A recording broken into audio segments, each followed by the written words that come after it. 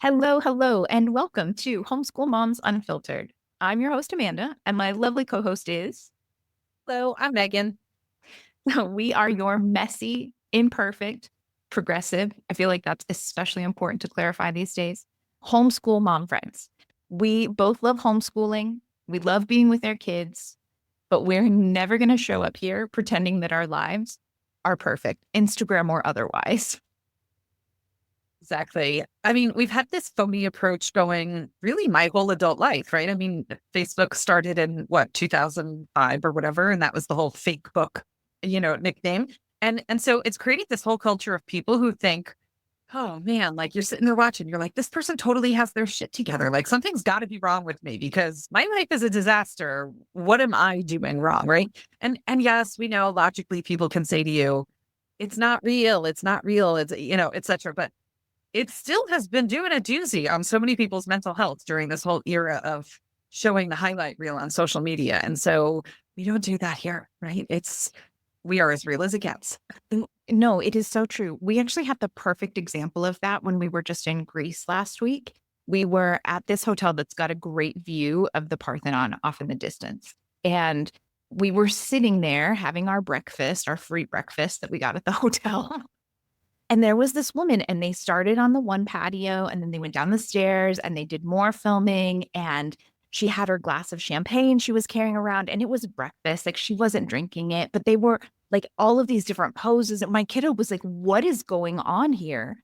And I'm like, well, let me explain to you what an influencer is and what is happening. And we had a really long talk about the fact that it used to be with social media you saw like the highlight reels and you had to remember like, look, people are only showing you the best moments. And now it has evolved to the point where it's not even the real moments a lot of times. Staged. It's so staged and so scripted. And it's really, I mean, even when you know, it's hard to always remember, right? Yeah. I mean, even when you're watching something and you're like, who filmed that? Right. I mean, like it's so you're like, hold on a second. This has to be staged because nobody would have just accidentally caught that on. Somebody intentionally set that up and filmed that. Right. So, yeah, but it's hard. It can do a doozy on you. Right. Yeah. And speaking of doing a doozy on you, today we're talking about self-care, which is a topic that I kind of loathe talking about, mainly just because it makes me feel like, oh, great. Here we go again. Self-care. We're going to talk about how I suck at self-care. Great. Let's do it. Right. But specifically, we're kind of noticing that we are not alone in this phenomenon of homeschooling hormonal pubescent kids while we are on our own hormonal roller coaster, be it perimenopause, postmenopause, etc.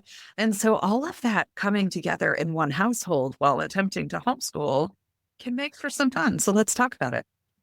Yeah. Yeah. It's not exactly our normal topic, but I think it'll be a good one. Hopefully it'll open a lot of conversations. Yeah. I think so. But since we do keep it real here, we always start with kind of a recap of our weeks, the good, the bad, the ugly, everything in between. So how's your week been, Amanda?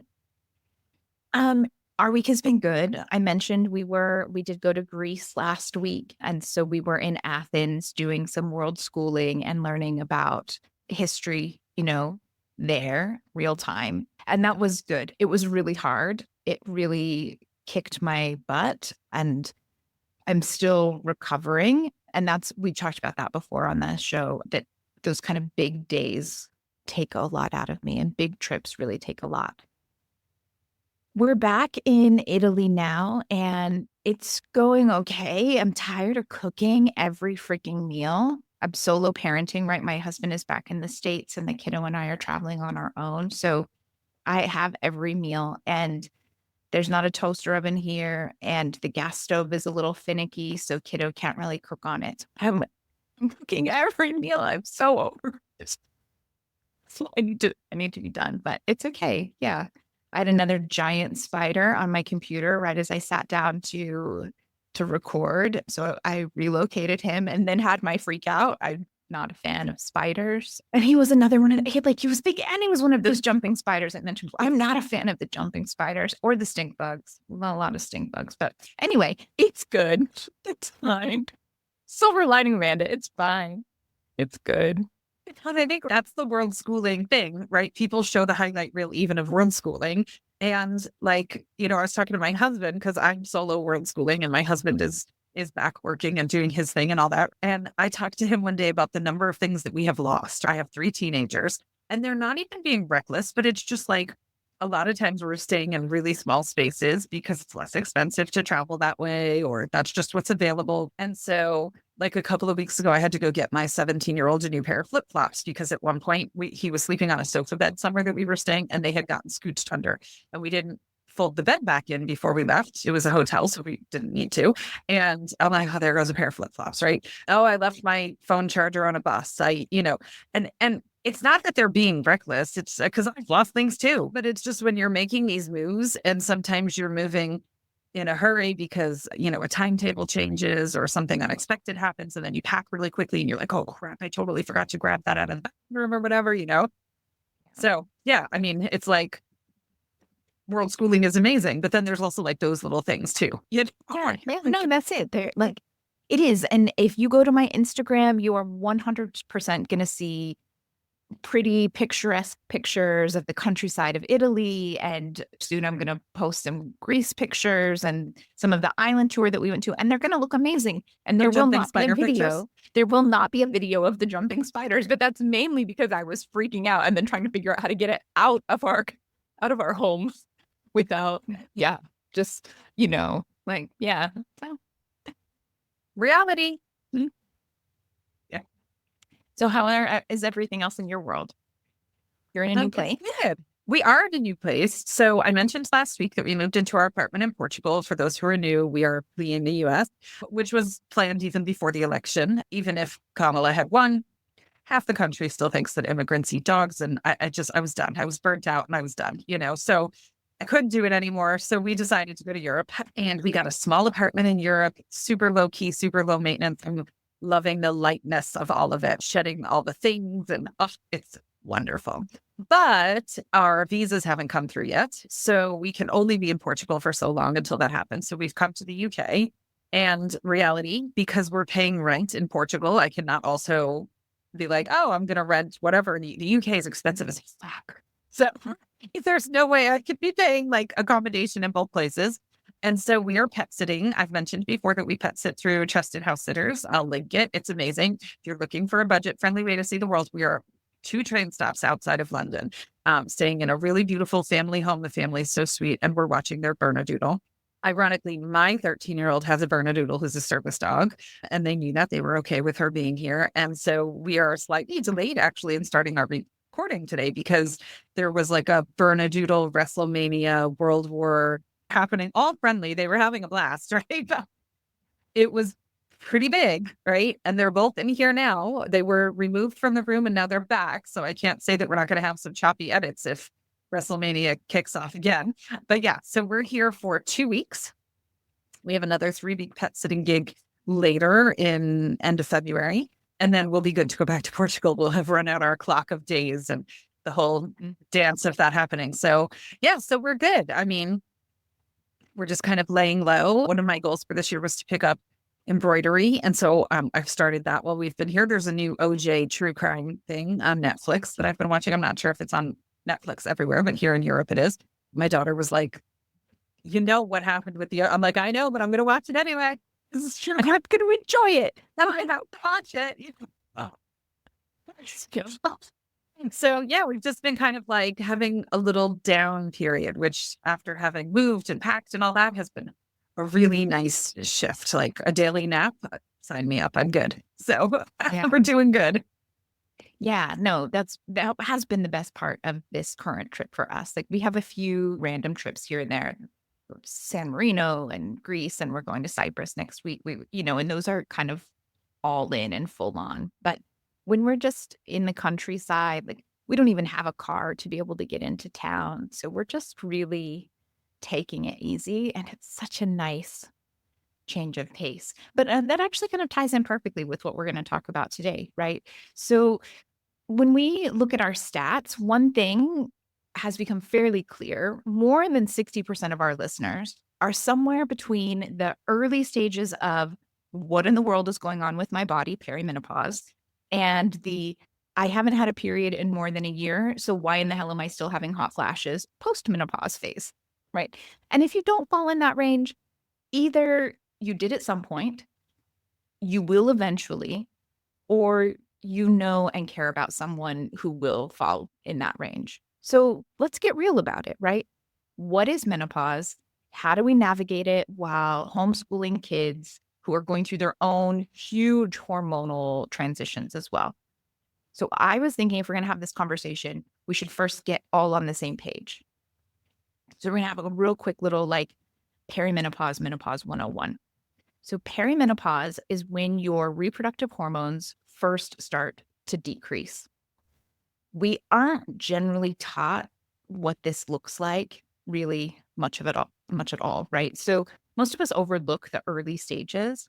It likely starts in your late 30s or your late 30s or early 40s. And a shorter menstrual cycle is a common first symptom. Not everyone gets it, but it's fairly common.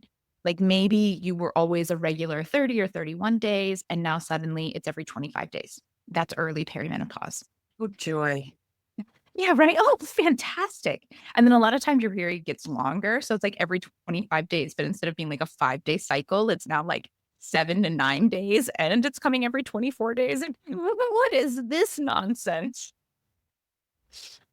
Okay, so in late perimenopause, you're more likely to have longer cycles or the occasional random missed period, right? So you might have just where you just don't ovulate one of your normal times.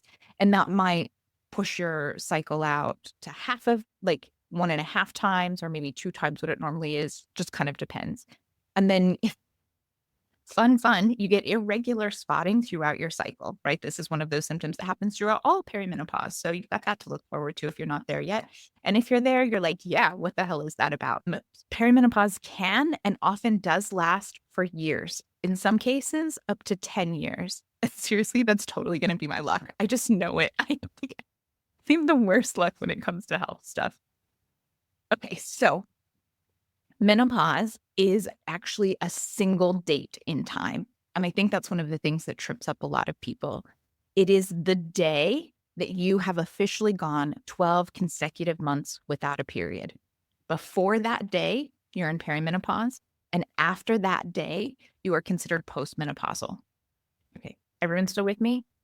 I know you're just listening, so you can't really tell me, but hopefully we're all on the same page. We're doing well here. Okay, so for years, treatment options were limited, care was limited, resources were limited.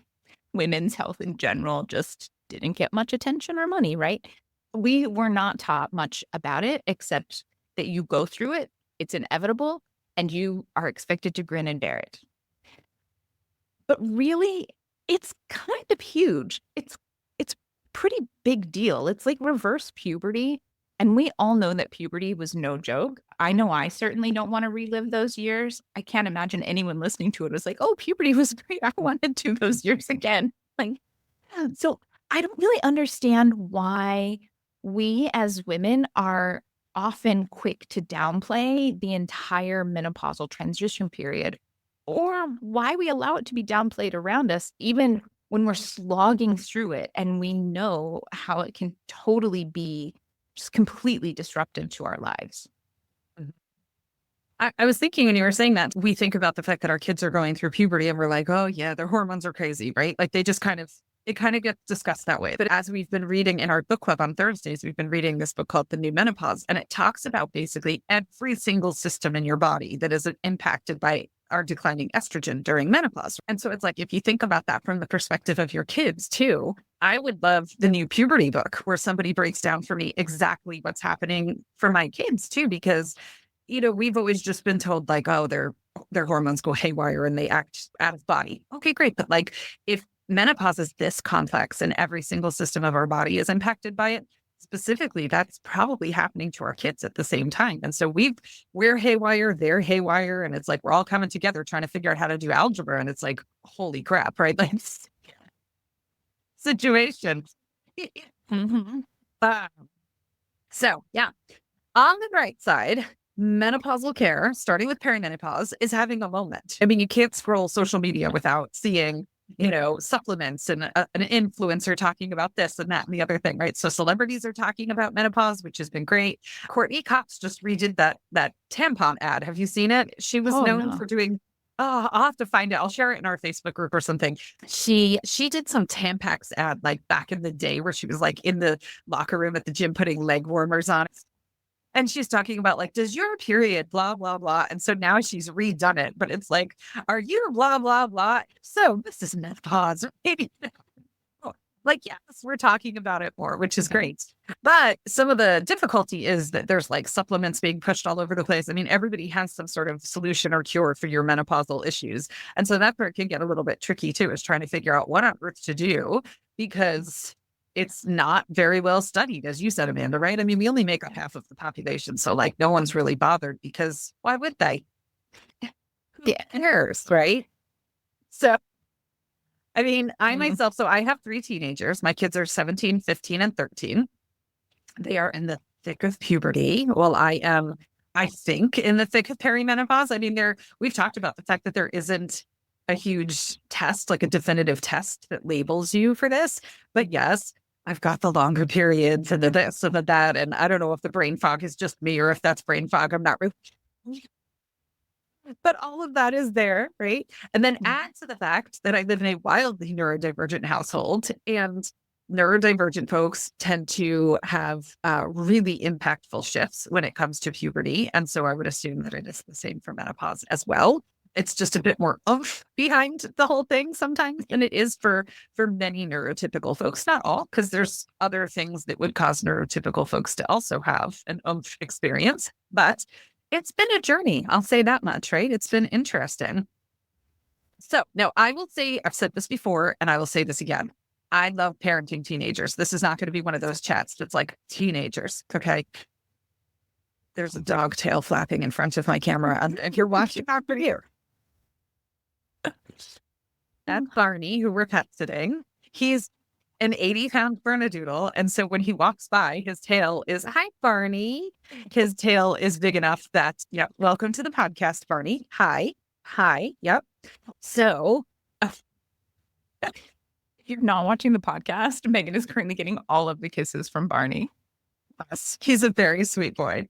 Okay, so this is not one of those teenagers are awful, all of that, right? My teens are moody assholes. It's not that conversation, right? My teens are neither of those things, right? They're not assholes and they're not more moody than any other human being. I mean, every human being has moods and they're allowed to have them too. Isn't that amazing?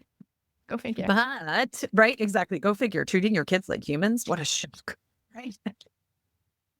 So yeah, this definitely isn't one of those like my teens are moody asshole conversations, but they are going through this epic life change. They're super confused about a lot of things. They're trying to find their footing, their style, how they present themselves to the world. They're getting hairier by the day. They sleep and eat a shit ton. Like it's unbelievable. One of my kids slept like 14 hours the other day. I was like, holy cow. But they're awesome. And I love doing life with them. I was just saying, someone in our group, in our Facebook group, just asked the question like, oh, what are your tween boys doing for hobbies that aren't screen time hobbies? And of course I answered with real things, but I also put in there eating because I am positive that's hobby at school. Like it happens more than anything else. I don't understand. I don't like a hollow leg. I don't know. Maybe a leg. We went the other day.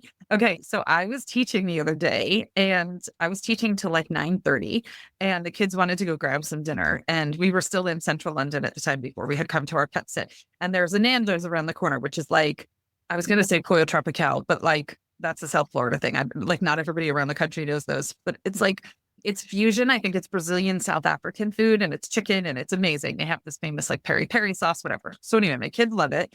And there's a handful of them in the US. If you're in the US, Google it, see if there's one near you. If you are, go. It's amazing. So anyway, the kids had said, okay, fine. If you're teaching till 9:30, we're going to go at like 10 after 9.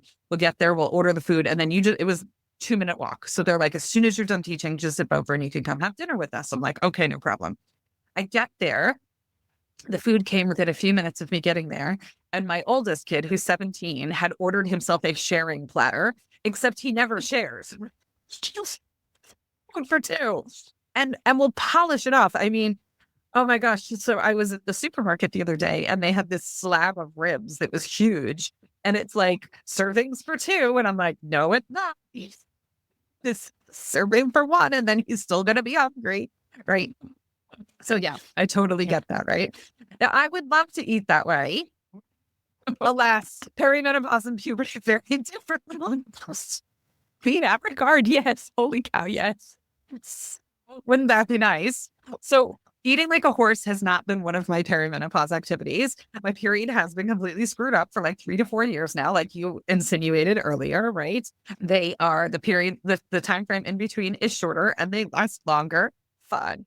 And then somewhere in the middle, there's like this 2 day period of my period where it's like the bleeding like a dying animal phase, where like I'm not sure how I'm still alive or I haven't needed a blood transfusion. And so at one point I went to the gynecologist and I was like, something is very wrong here. And she scanned and, looked at my ovaries and did all this kind of stuff. And she was like, it was basically like, you're getting older. You can expect more changes like this. And then sent me on my way. And I was like, oh, this is fun, good times. So about 6 months ago, though, I did fall for one of the internet, sponsored ads, right? So there's this one company in the States called Winona, and you fill out a questionnaire online. It gets reviewed by a doctor, and then they mail you different supplements that you could take and things like that. So they sent me DHEA, which is mentioned in the book, estrogen, and I forget what the other one was. I do not recall, but they do not do testosterone. There was one that I was looking at called Joy Wellness. I think it's JOI. And you go and get a blood test, and then it gets reviewed by a doctor, and they send you injections that you do, which I'm like, I don't think I could do. I can't even.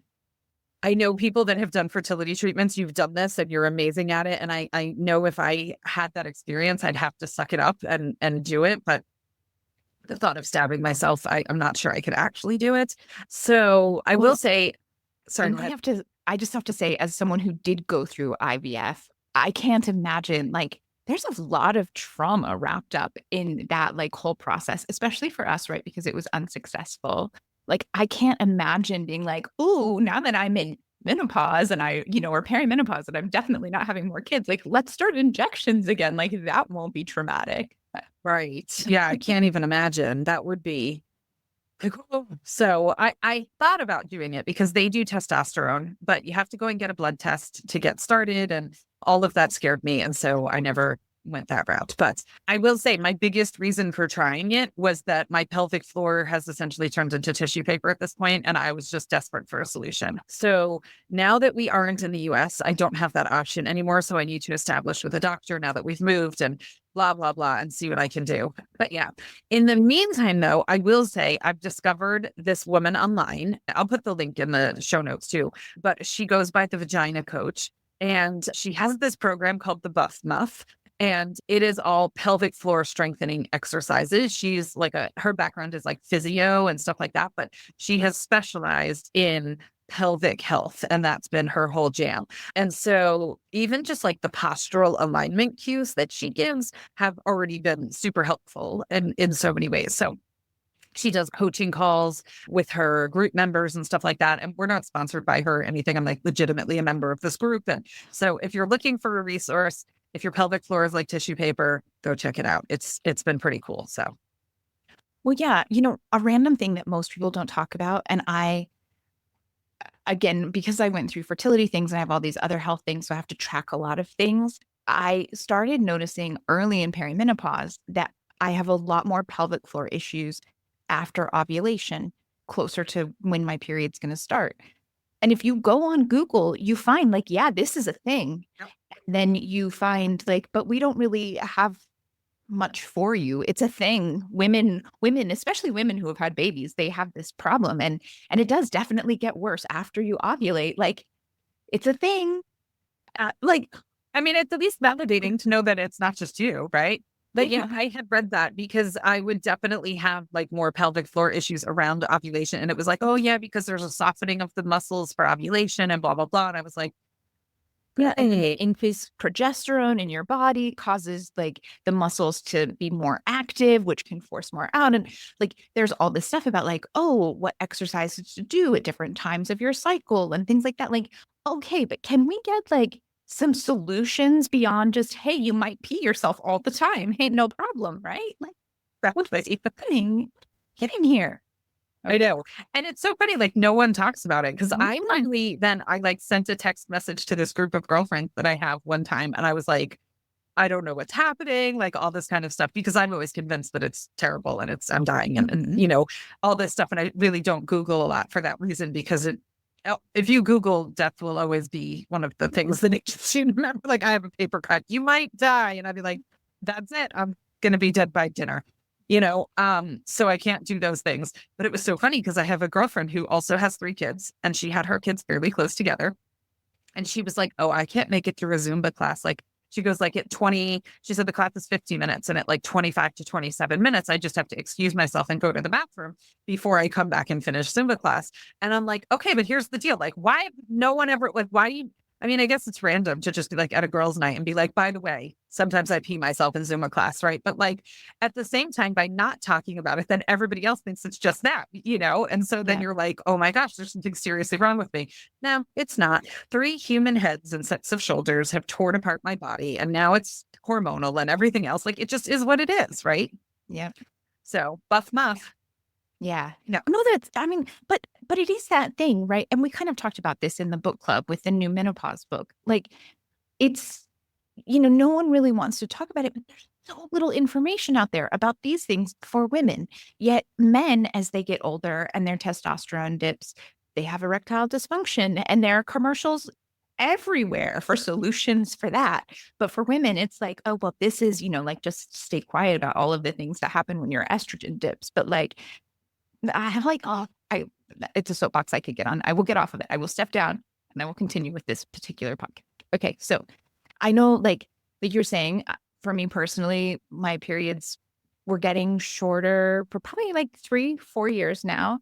And I was definitely enjoying the spotting, or as they sometimes call it, breakthrough bleeding, like just all the freaking time, right? Like you just never, like, what is happening? Like, why? Thankfully, it's settled down. I think I'm far enough into this perimenopause thing that I don't have nearly as much of it.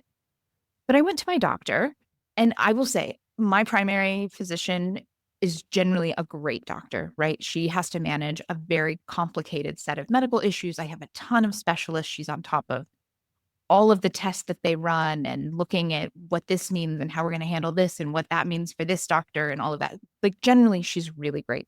She 100% blew me off when I went in about like the breakthrough bleeding and, my periods getting shorter and all of this. And she said, oh, it's not perimenopause. And I was like, I think it is, like, no. And then she wanted me to go for all these extra tests to figure out what was wrong and if it was fibroids or this or that. And I mean, we had done fertility treatments all the way through IVF. So like, I know my insides pretty intimately, right? And there might be something new, but I really doubt that we made it all the way through IVF and no one picked up on these kinds of things. I mean, we did lots of pictures of my insides. So off to Google. And I have to say, I did not find much at this time anyway. Maybe it's different now because it's a few years past that point. But there was not much about this idea that shortened periods are the beginning of perimenopause. But much like Meagan, I went to a group of girlfriends and they were all like, totally first stage of perimenopause. Don't sweat it. Super common.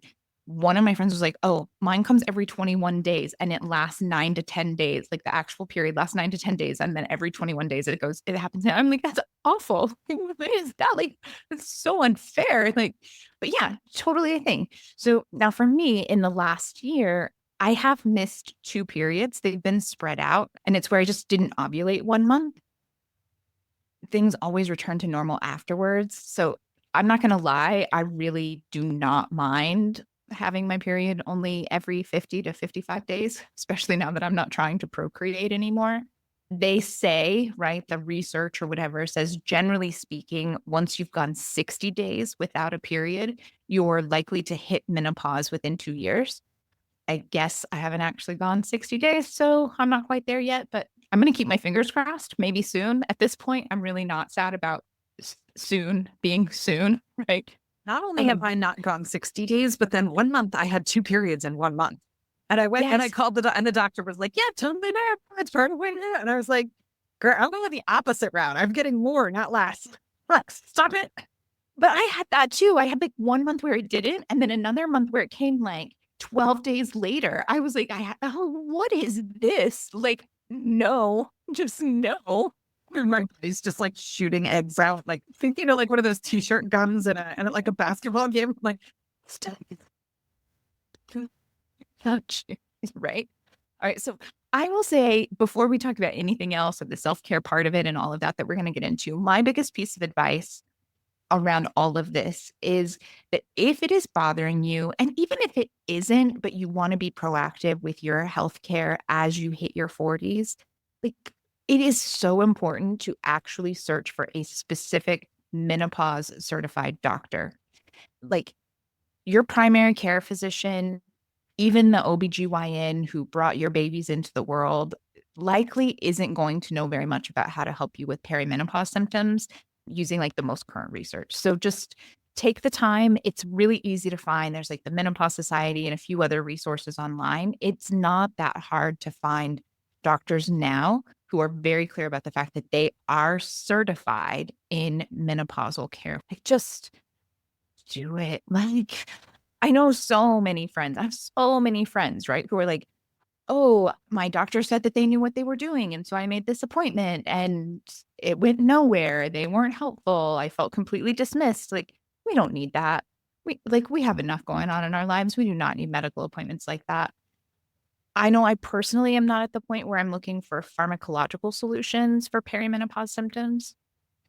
But I will say that we recently did this whole book club series on the new menopause book.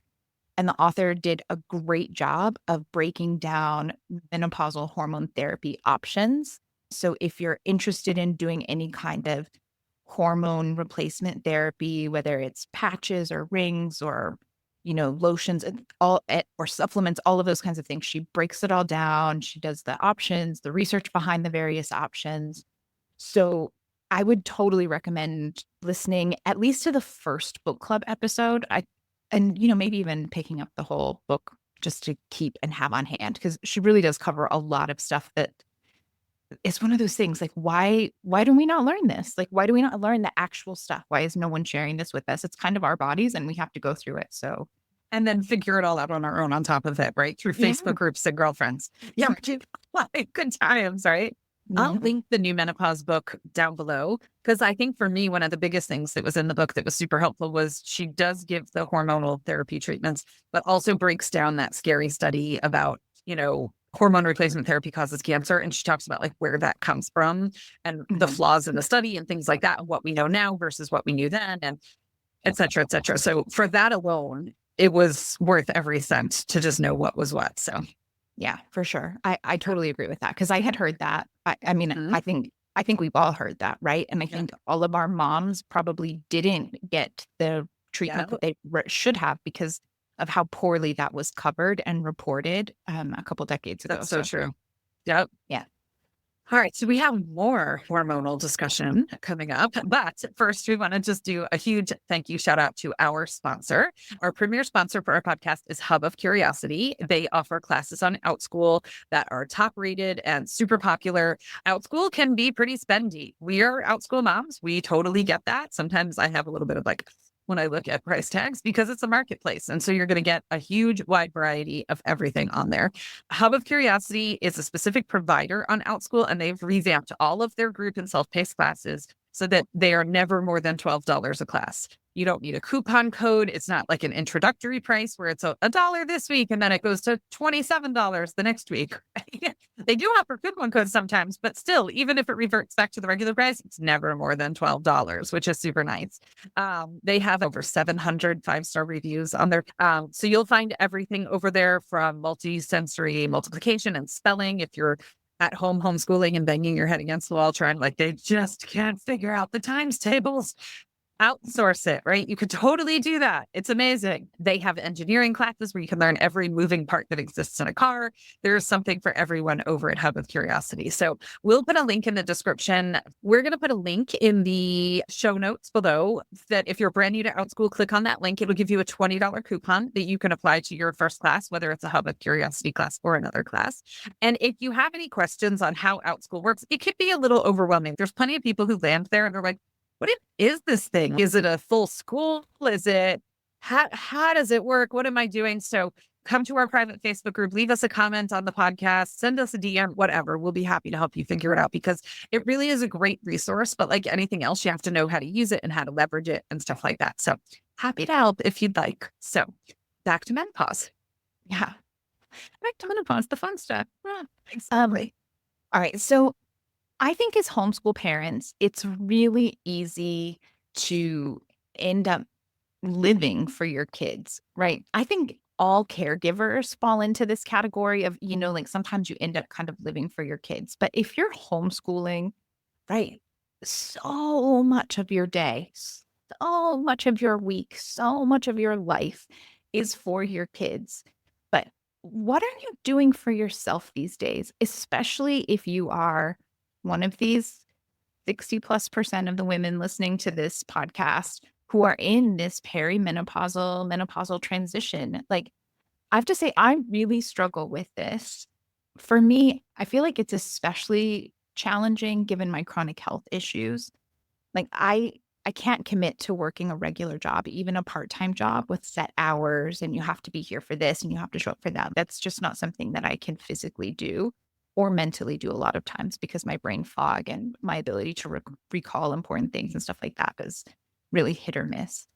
And I feel like Americans especially are just like really raised. You're supposed to get personal fulfillment from your work, Oh, yeah. whether that's a job that you're really good at, right? Or being an entrepreneur, that's a really big thing. And especially in homeschool circles, like you're supposed to be an entrepreneur. There's this pressure if you're a stay-at-home mom that you're supposed to have like some successful side hustles. Your kids are supposed to be, they're supposed to have their businesses. And of course, a lot of that falls on the mom to help with transporting and getting the supplies and making sure everything is done legit and all of that jazz. I just can't do a lot of those things. I can't put my energy there. I personally, yeah. Sorry, I was just going to say, because you said like, if you're a homeschooler, you're supposed to be an entrepreneur. Totally tongue in cheek. If you're new to us and you haven't gotten our personalities yet, if you're brand new and this is your first episode, that was loaded with sarcasm that you just might not have picked up on if you're new to us. So yeah, that's 100% true. I feel like that, right? Like it's not, it's one of those many pressure things, right? That's out there on social media. And you see these people in groups and you're like, well, I'm not doing that. My kid's not doing, my kid has no interest. I have no interest. I don't have the energy. I don't have the time. So yeah. You do not need to start a business if you don't. But a lot of homeschool parents end up in the side hustle gym because, especially in the US, that's the only way they can afford to homeschool because it's so hard to live in this country on a single income and still be able to provide for your kids sometimes the extras. Like, let's even say that on your single income, you can cover the mortgage and whatever else, right? But your kid wants to play t-ball or your kid wants to take, ice skating lessons or whatever. That's the side hustle thing becomes huge because sometimes that's the only way to make it happen. Yeah, it's true. All of those extracurriculars, especially sports, damn, they're freaking expensive. Yep. Okay, so I know because I can't do like a regular job, I was volunteering a lot.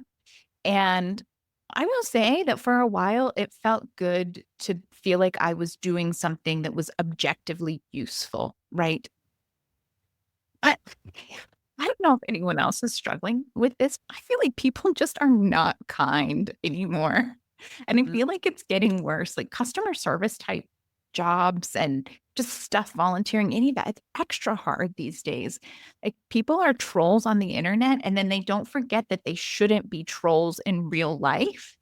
I just, it's not fun to be giving 20 plus hours of your time each week for free, only to have people constantly complaining about this or that, or in my case, I had people accusing me of skimming money to pay for my travel, like my world schooling. Like I even had access to the money, which I don't, like it's like, it's hard. And at that point, like, well, I'm not really sure I can call this self-care anymore because it causes so much more stress and anxiety and, like, okay, well, that's not, it started out, it felt really good, but I'm definitely stepping back from it because it's just, yeah, it's more stress than filling me up kind of thing. Now, that said, I do travel. I travel a lot, both short trips and long trips. And I do travel for me. That's one of those things that really is really important to me. And my kiddo is a great travel partner. I'm going to put that out there. My favorite travel buddy, great, great, great travel partner, carries their own bag, is great at getting through security pretty much on their own and all of those kinds of things. But it is still a lot to travel solo with a kid, especially internationally, especially before they're kind of like a teenager. I mean, at this point, kiddo is newly 11 and it is getting easier. Each year it is getting easier, but it's still a lot. I guess something else I do for myself, like when I'm at home, I try to have a weekly coffee date or lunch date with a friend, and that always fills me up and makes me feel good.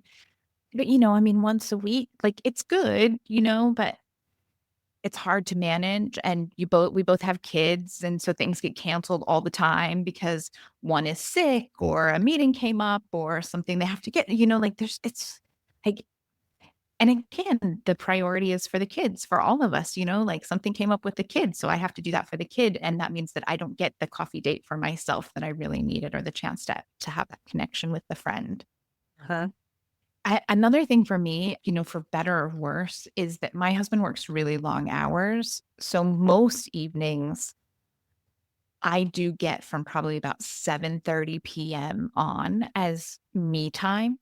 That doesn't happen when we're traveling. Like right now. Right now I'm on until I can finally get the kiddo to go to sleep by like 11 p.m. Please, for the love of God, go to sleep.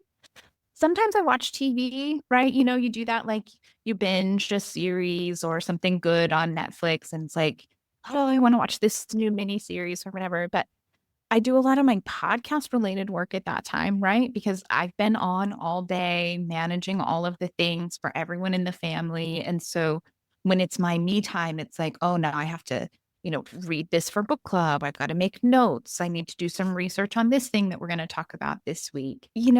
I try to make sure I get the pleasure reading in. I really do enjoy reading a lot. And it's real pleasure reading. I'm a big smut fan. Even that, like making sure that happens, it's hard, because you do all of the other things that you have to do. And then it's like almost time for bed. And you're like, oh, but I really wanted, like I left off in a great spot on the book and I really want to read another chapter. But then, you fall asleep halfway through the chapter, or the next day, maybe you finish the chapter, but the next day you're like, I got to reread that chapter because I don't actually remember what happened. Right. Like it's hard. Right. Like, where do you find the time? How do you make it happen? I don't know, like, and I think for me these days, between my chronic fatigue and long COVID and all of the issues that I have with those things, and then the random perimenopause symptoms and the rage days and the worst PMS days and the terrible first 3 days of my period each month, like, I don't know, like by most days, I'm done by 5 p.m., right? But I'm the mom and the wife, so I don't get to be done by 5 p.m. Right. Yeah.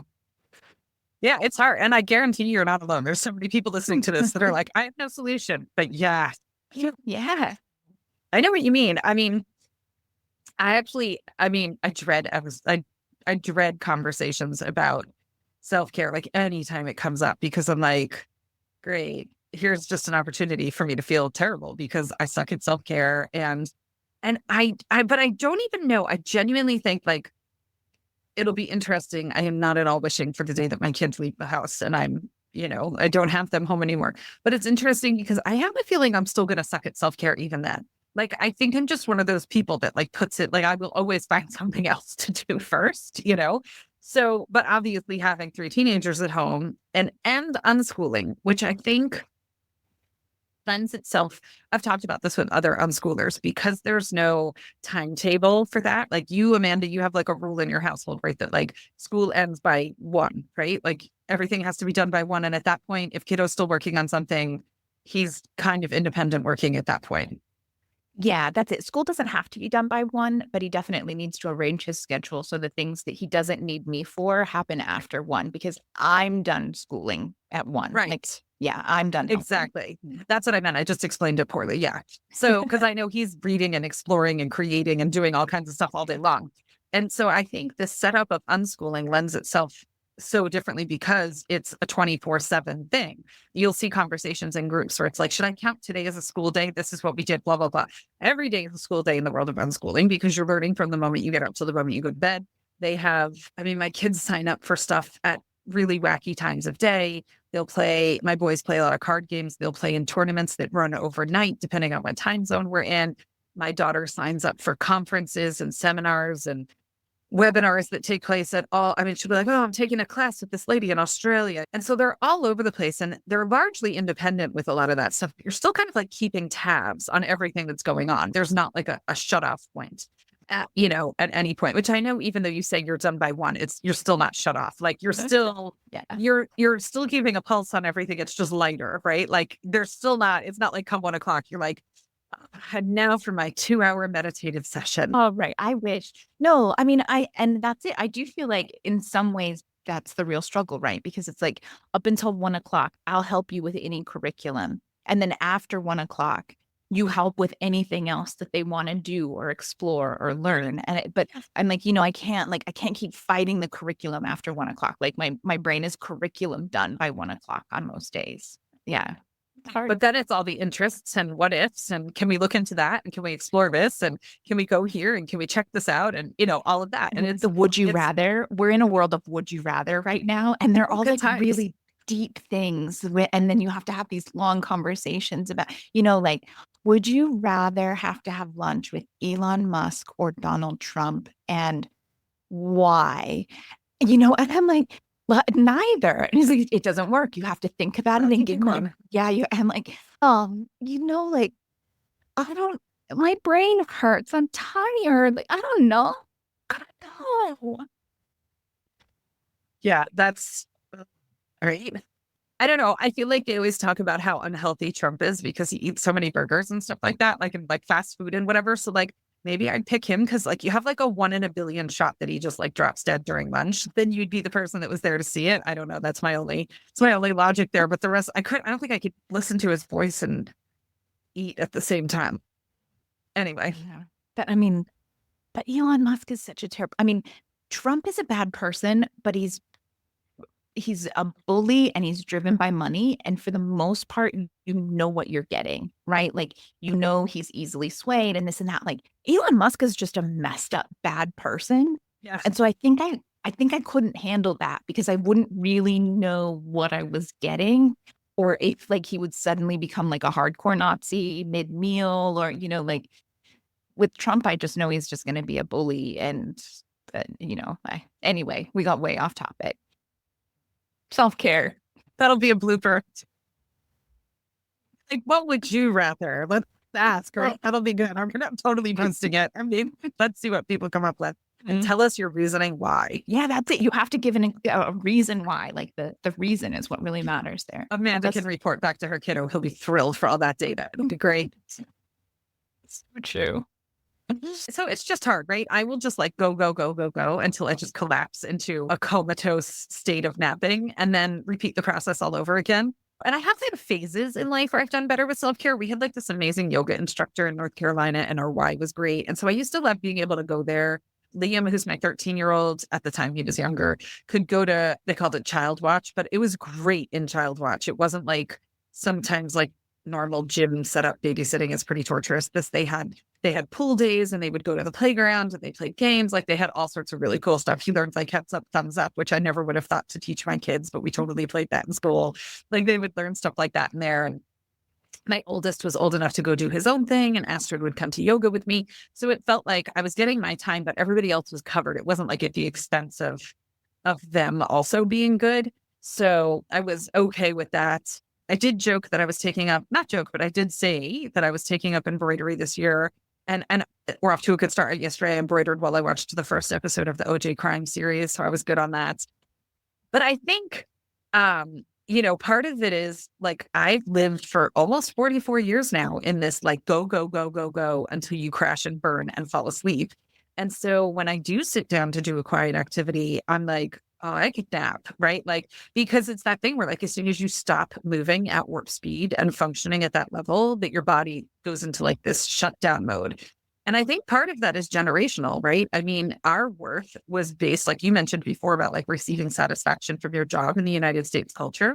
Our worth was based on productivity and accomplishments. I mean, there's jokes on, Instagram and stuff like that all the time about the pathway from gifted, undiagnosed ADHD girls who became midlife women in burnout. And I'm like, well, fuck, I'm right there with you, ladies. Like, I am right there. And so it can be really tough to just sit down and be for a little while. That was a thing in Eat, Pray, Love when she's in Italy, and it's the art of doing nothing, the Italian art of doing nothing. And it was like, okay, so I keep reminding myself of that, right? We've just taken up residence in Europe. And so I'm really trying to shift my thought process to that. Like, rest is okay.